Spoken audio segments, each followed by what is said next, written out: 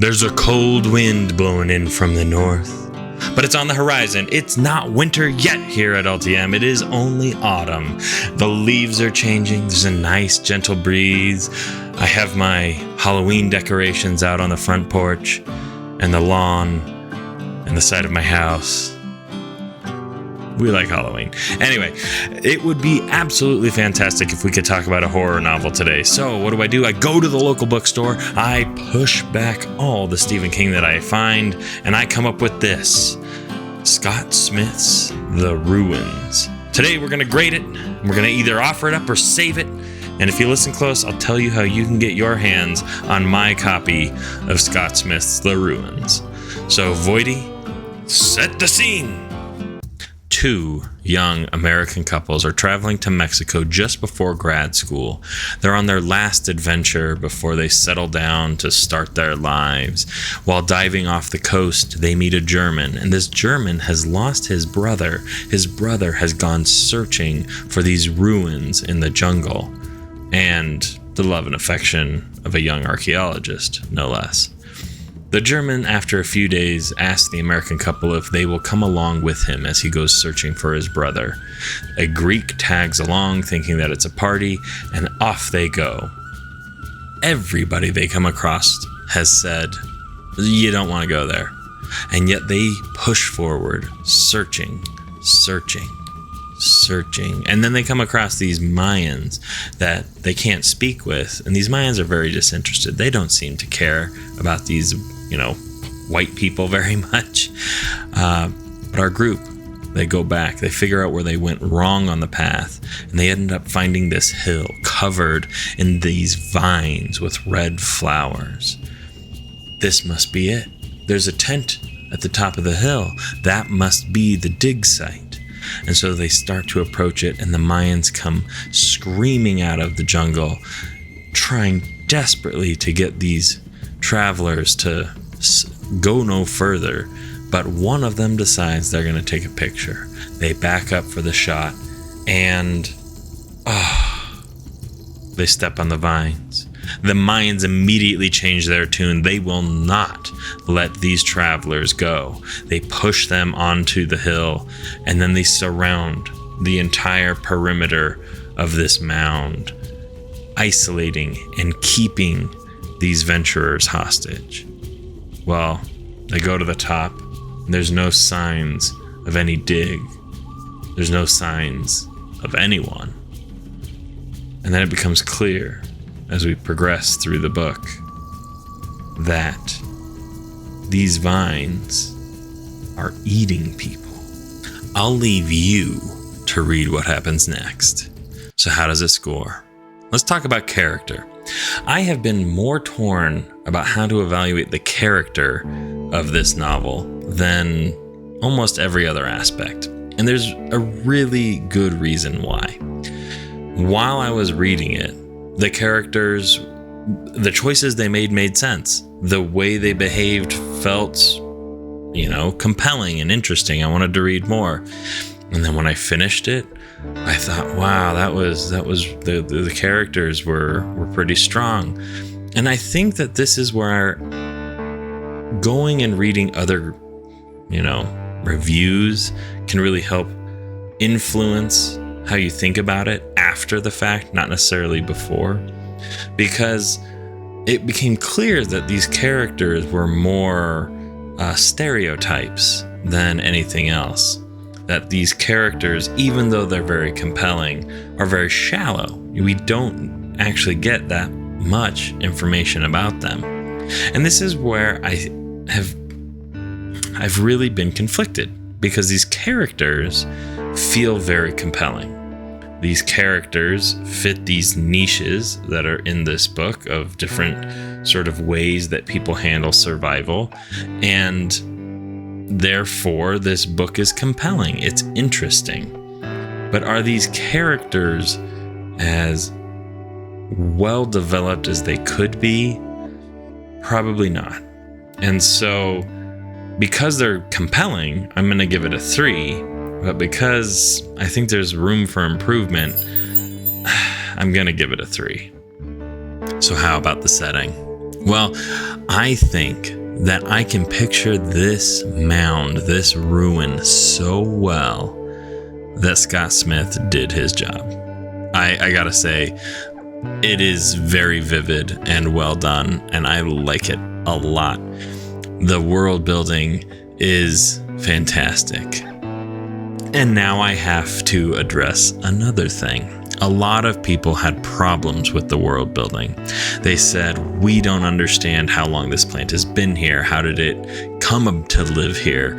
Why are the Mayans doing what they're doing? There's a lot of questions that go unanswered. However, because we're experiencing this entire novel through 4 people's POVs, these 4 people not having access to the language that the Mayans speak, it makes sense that we're not going to know these answers. And so you almost have to just live with it. You just have to accept that what we're doing is we're building the world as completely as we can through the eyes of the people that we are seeing the world through. And because of that, I think the world building is incredibly solid, very well done. And I got to hand it to Scott Smith. I think his setting, 5 stars. This is like the only point in the entire video where I'm going to have spoilers. If that's not something that you're into, I gave the plot a 4. You can get to the next section. So if you are into spoilers though, let me tell you what I think about the plot. The first 20 pages or so are paced really slowly. It's kind of hard for me to get into. It's just not that interesting for me yet.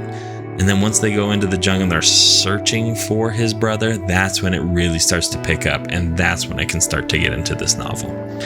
And the ending, a lot of people have problems with. They want somebody to survive. And I think that this is the wrong way to view it.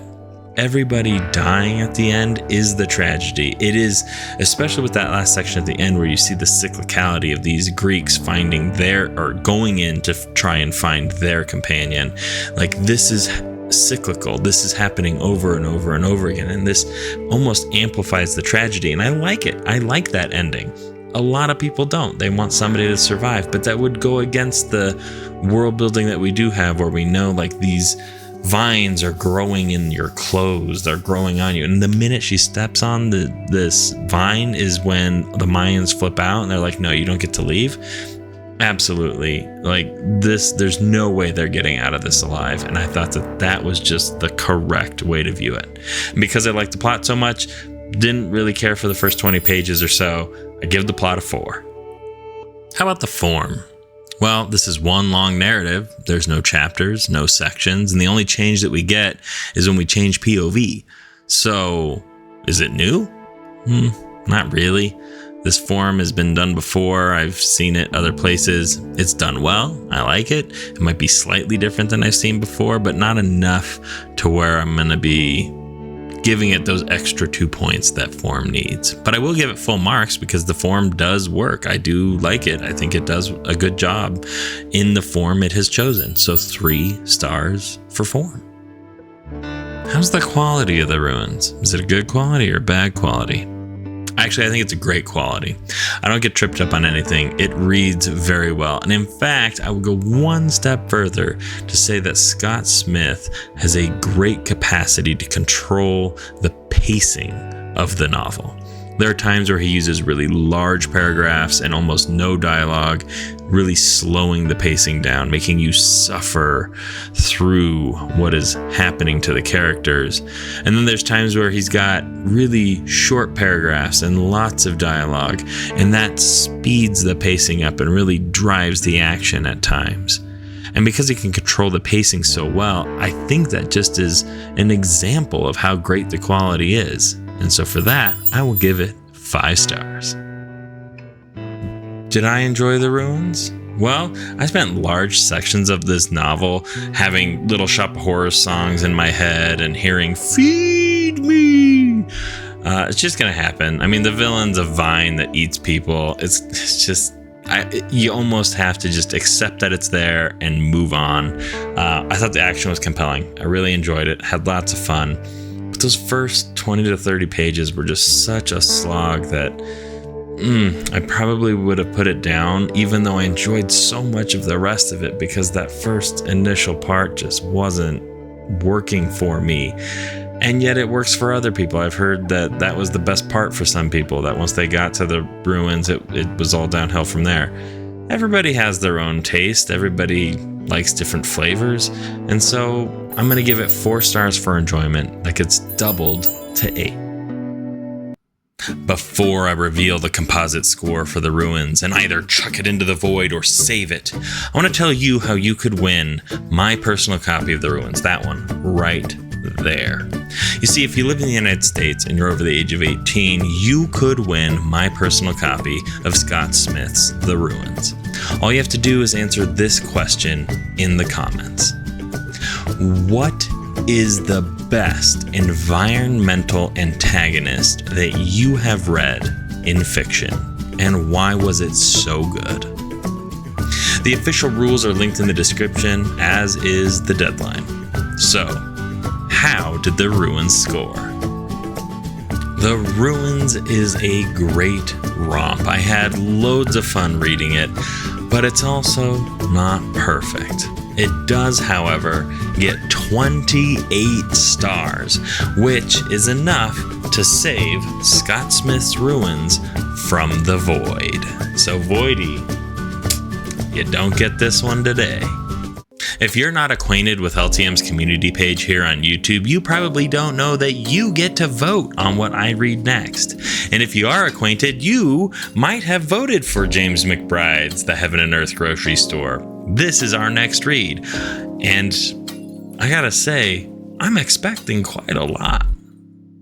If you don't want to miss out on any of our giveaways, book reviews, or writing advice, go ahead and hit that subscribe button. And thank you to Francois Bucaioni and Oleg Gemelinsky for your work. Yet again, this video is better because of your work. And thank you for watching. I'll catch you next time right here on LTM.